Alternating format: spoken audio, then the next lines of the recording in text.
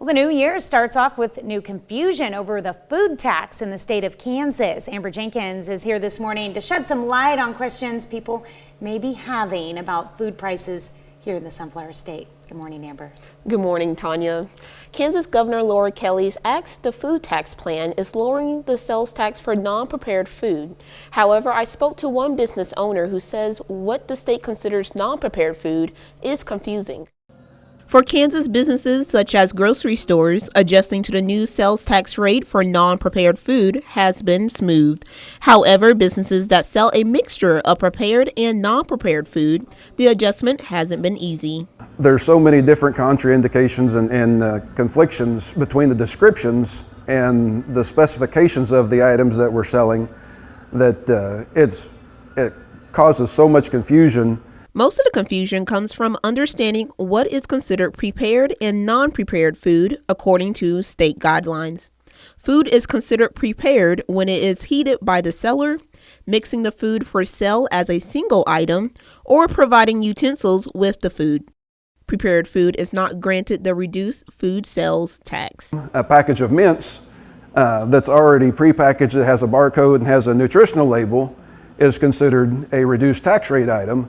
But a package of candy, like chocolate pecans, that we repackage to offer, as a value-added item here, is a full tax rate. The confusion starts with the businesses, but doesn't end there. I reached out to county and state government for clarification, but was unable to get any clarification.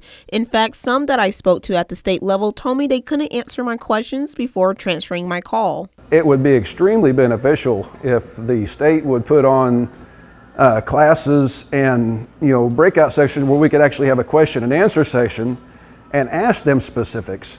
And until they do that, not everybody is going to be on the same page.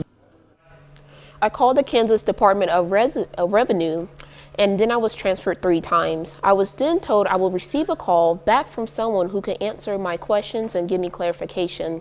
I also left a message with the governor's office and haven't heard back from either.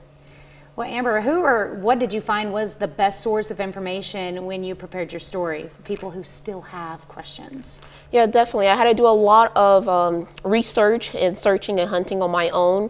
I went to the governor's website, of course, and I found the document explaining the bill. It's a very long document with a lot of legal talk, of course, and it explained and set the guidelines of what is considered prepared food and non-prepared food. But however, some of it is so vague where, situations like Tom at the Circle Country Store, where they fall in, their items cover multiple categories. And so those vague sentences of guidelines clarifying what is prepared and non-prepared food, it still gives them more questions, and I hope they get their answers through the state.